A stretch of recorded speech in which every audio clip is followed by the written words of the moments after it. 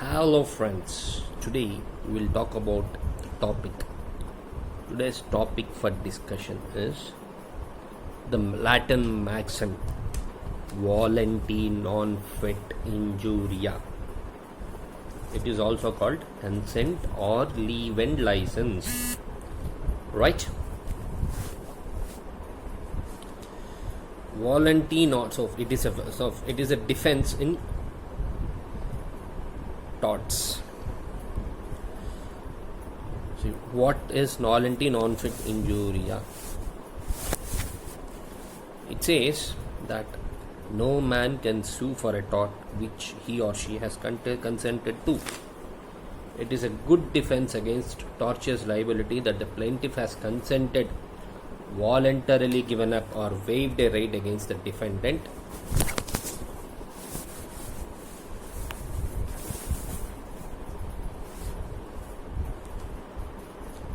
Therefore, he cannot enforce same right against the defendant. Got it? Right. So it is also known as consent. There are two types of consent: express consent, implied consent. Express consent. An express consent is one which is consented to, definitely stated in such words, in so many words. Implied consent, where the injury complaint is incidental to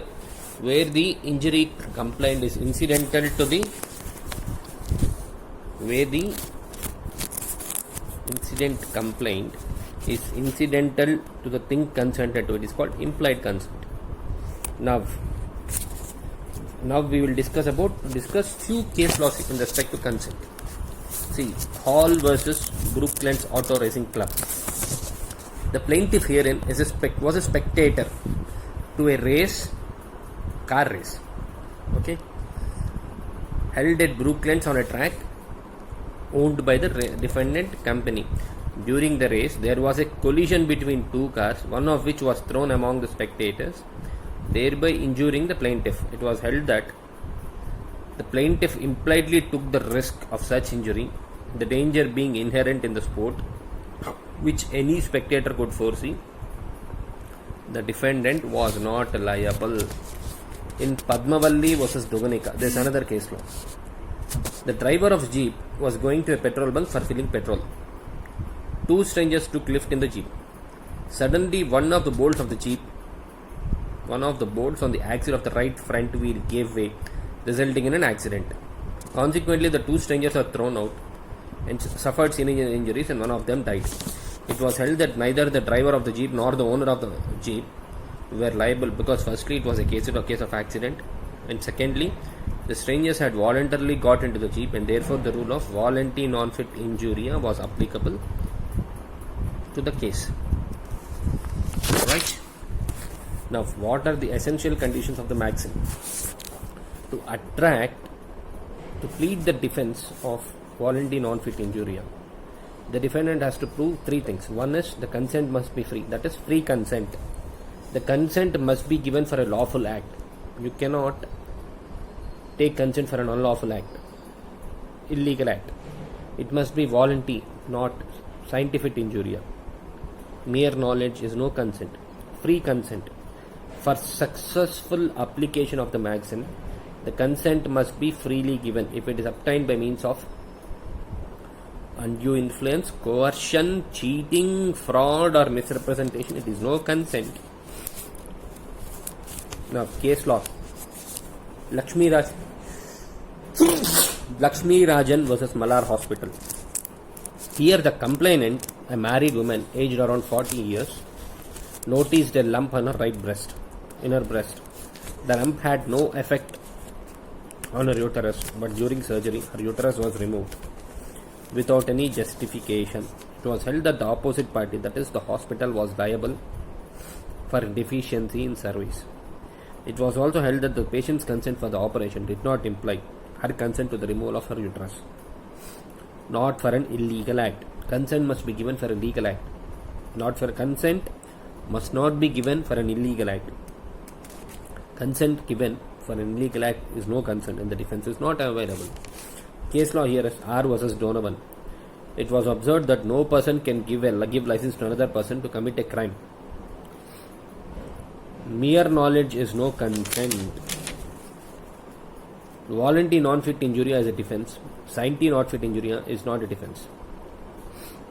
Now, to constitute consent and to plead it as a defense, the following conditions are to be satisfied. The plaintiff must have knowledge as to the existence of risk. Voluntary acceptance of such risk by plaintiff. Smith versus Baker.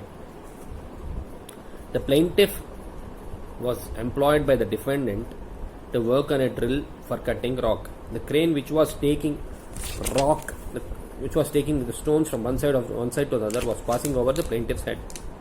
A stone fell on the plaintiff's head and was injured. In an action by the plaintiff, the defendant pleaded the defense of voluntary non-fit injuria or defense of consent on the ground that the plaintiff had a knowledge on the existence of the risk.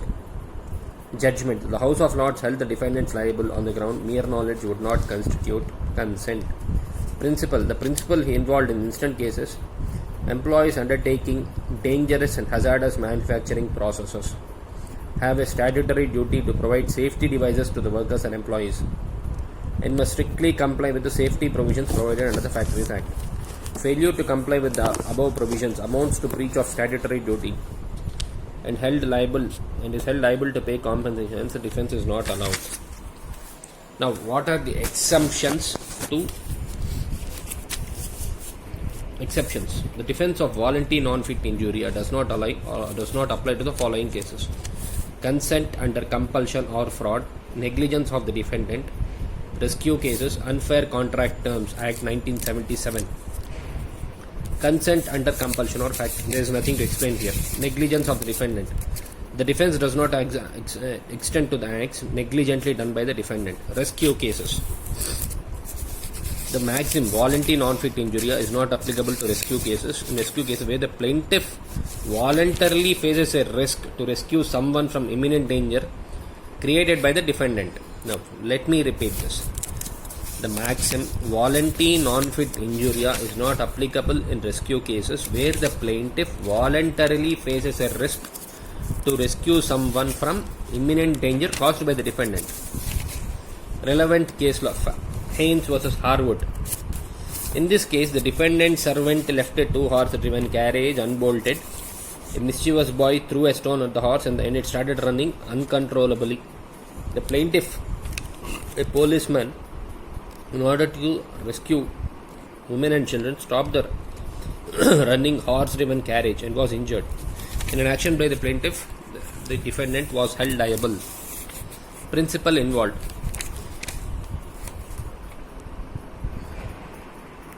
The House of Lords through Greer J. applied in this case. American principle. The doctrine of assumption of risk does not apply where plaintiff has, under an exigency caused by the defendant's wrongful misconduct, consciously and deliberately faced the risk, even of death, to rescue another from imminent danger of personal injury or death, whether the person in danger is one to whom he owes a duty of protection as a member of his family or a mere stranger to whom he owes no such special duty. Judgment. The House of Lords, following the above principle, held the defendant liable. Unfair Contract Terms Act 1977. The maxim voluntary non-fit injuria has been abolished in cases of personal injury or harm resulting from negligence. Section 2 of Unfair Contract Terms Act limits the right of a person to restrict or exclude his liability resulting from his negligence by a contract term or by notice. Friends, we'll shortly come back with one more topic. Bye.